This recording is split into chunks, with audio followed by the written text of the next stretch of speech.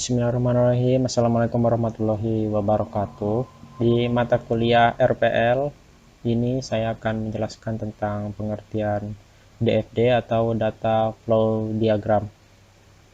Pengertian dari DFD itu sendiri adalah suatu langkah atau metode untuk membuat sebuah perancangan sistem di mana yang berorientasi pada alur data yang bergerak ke sebuah sistem lainnya. Dalam membuat sistem informasi ini, DFD sering dipakai.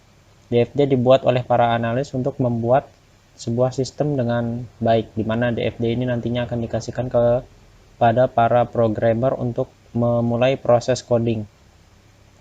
Yang mana para programmer ini akan melakukan sebuah coding sesuai dengan DFD yang dibuat oleh para analis sebelumnya. Metode ini dirancang pada tahun 1970 sebagai sarana untuk merampingkan dokumentasi dan presentasi selanjutnya dari proses alur kerja. Diagram aliran data pertama kali dijelaskan dalam buku karya Ed Yordon dan Larry Constantine, yaitu Desain Terstruktur. Mereka mengambil model data flow graph perhitungan David Martin dan Gerald S. Trin sebagai fondasinya. Metode ini selanjutnya disempurnakan oleh Tom DeMarco, Chris Gain, dan Trish Sarson yang menyusun alfabet praktis, simbol, dan notasi untuk data flow diagram. Pada titik ini DFD kurang lebih digantikan oleh model proses bisnis dan notasi alias BPMN dan jarang menunjukkan gambaran besar. Fungsi dari DFD adalah alat pembuatan model yang memungkinkan profesional sistem untuk menggambarkan sistem sebagai suatu jaringan proses fungsional yang dihubungkan satu sama lain dengan alur data, baik secara manual maupun komputerisasi. DFD ini adalah alat pembuatan model yang sering digunakan, khususnya bila fungsi-fungsi sistem merupakan bagian yang lebih penting dan kompleks daripada data yang dimanipulasi oleh sistem. Dengan kata lain, DFD adalah alat pembuatan model yang memberikan penekanan hanya pada fungsi sistem dan sebagainya. Nah, sekarang kita bahas tentang simbol DFD.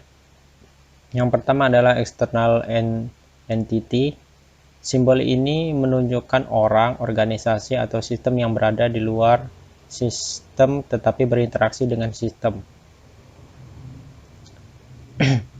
Ya, dan yang kedua yaitu proses.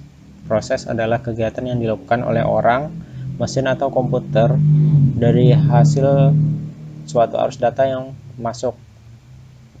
Data yang masuk ke dalam proses untuk dihasilkan arus data yang akan keluar dari proses. Nah, yang ketiga adalah arus data, terdiri atas kumpulan unsur-unsur data yang berhubungan secara logis. Arus data ini mengalir di antara proses, simpanan data, dan kesatuan luar. Arus data ini menunjukkan arus dari data yang berupa masukan untuk sistem atau hasil dari proses sistem. Yang keempat adalah simpanan data. Data store ini adalah kumpulan data yang disimpan dengan cara tertentu. Data yang mengalir disimpan dalam data store. Data store ini dapat berupa database atau sistem manual lainnya. Baiklah, di sini saya akan menunjukkan contoh dan proses pembuatan DFD. DFD yang saya akan buat kali ini adalah sistem pendaftaran kursus online. Yang pertama kita buat ini entity eksternalnya dulu, yaitu di sini misalnya peserta,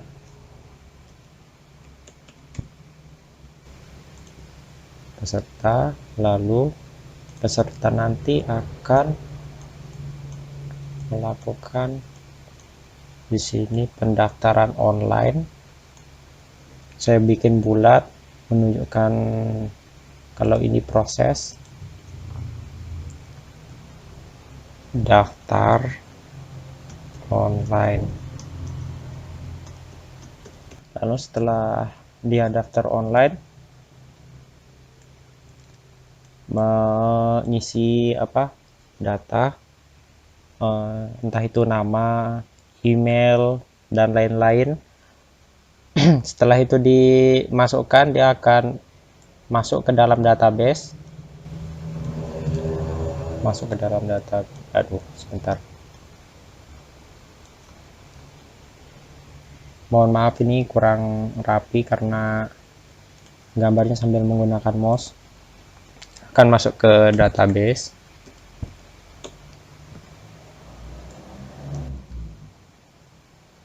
Simbol dari database ini saya gambarkan garis 2 karena database itu masuk ke dalam simpanan data atau data store.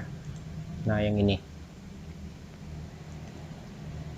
Nah, setelah data masuk ke dalam database, nanti database akan mengirimkan kode verifikasi.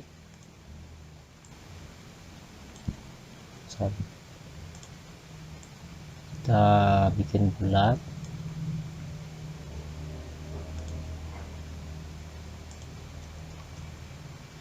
Kode verifikasi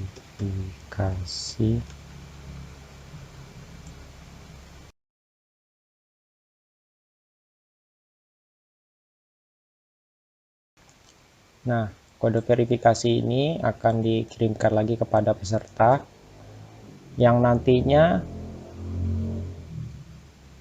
peserta akan memasukkan kodenya sebagai verifikasi bahwa benar siswa itu telah mendaftarkan dirinya.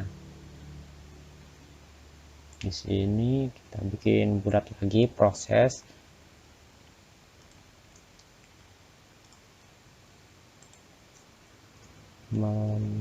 Memasukkan kode.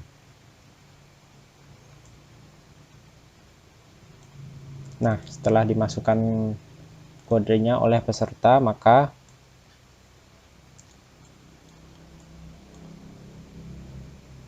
nanti akan balik lagi ke database. Sekarang peserta sudah bisa mengakses kursus online-nya atau hal-hal yang perlu untuk login, peserta sudah bisa mengakses karena datanya sudah masuk ke dalam database dan terdaftar. Ya, sekian dari saya.